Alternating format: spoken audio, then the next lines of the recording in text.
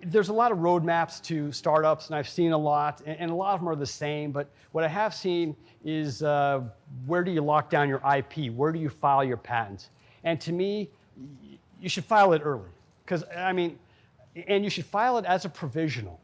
And you get a lot of advice, there's a lot of options, but if you file it as a provisional, you have 1 year from the filing date as a provisional until you have to convert to a non-provisional. And you can make changes during that time. So if you got a fundamental idea, you can lock that down or try to, again, a provisional is still pretty informal, but you can put your ideas down, lock it down, and then you can mature it, and then write a more formal patents 1 year later before the deadline of converting to a non-provisional. And the process, the total cost, if you do it this kind of slower way, is the same. It's just you pay for each step, you pay with the patent office. But by the time you're said and done, the cost is about the same as if you just filed your final original patent from the very beginning. So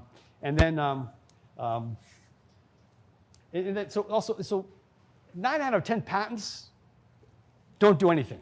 People never develop the product, never develop the idea, doesn't go to market. So, patents, maybe you're broke and the patent expense is big, all right? And so that's, something to consider is what kind, do you really have an idea? That's, and some of this is also, you have to consider the patent search. You can do a lot of patent search yourself on just Google Patents, but maybe you want to pay someone to do a professional patent search. And that's not always bad. I mean, this gun patent that I filed, we found 2 violations of what we thought was our technology, and I had to find a way around them, which I did. And so basically, I decided to vibrate at resonant frequency so I get more output for my power consumption, and so eventually making it more efficient. And that's how I got that gun patent. You should never find 2 identical patents, when you do a patent search. But there were 2 patents out there that had vibrating gun technology. And I found a new way to do it, and that was original and got me that IP. So a patent search, it can be worth it. You can just wait for the patent office to do the patent search through your normal filing. It depends on how broke you are. But the patent office will come back. They almost always find something. You just have to be prepared to respond, if they don't understand what you're coming from. Another thing, let's see, not patents.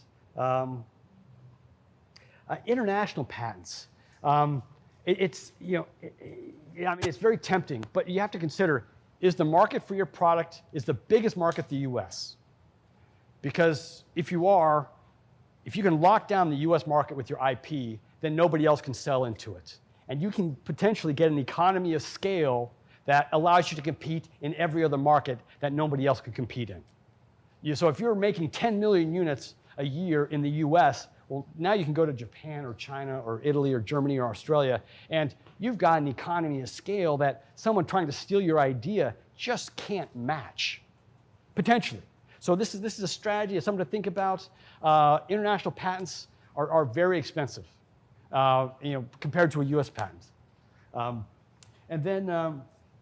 Let's say you file your patent's approved, and you might want to consider expanding the scope of your patent with a continuation in part. All right, and that continuation in part will essentially be captured as a second patent, but you get the date from your first filing, and it allows you to expand beyond your original. But there's a risk to this, and that is you now undergo the scrutiny of another patent search by the patent office, and they may find a patent infringement that they didn't find before, which really isn't always bad. If there was that other patent infringement that was out there, someone else could find it, but it's kind of like, let's let sleeping dogs lie. It's like, I got my patents, that's it. And sometimes patents are used for marketing more than IP protection. And, patent troll. I've got a friend who's got some great patents, and some patent troll, sued him. And it's like, well, it's $1 million to defend your patents. And, it's like, is it worth $1 million to defend your patent? He decided to give this guy $100,000 and some royalties to go away. I mean, it was very upsetting to him. because there was absolutely no infringement, but this guy was a troll.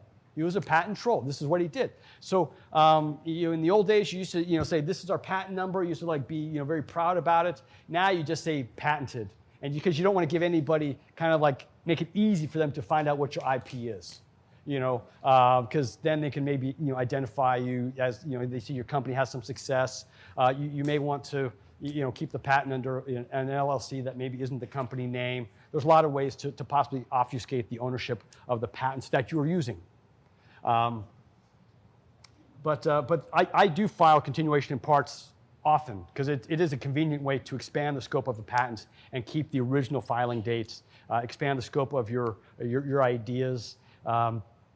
But there is a risk, and that risk is that they find some prior art, some existing patents that they didn't find last time. But again, those patents are out there anyhow, so you were potentially always vulnerable to that. And then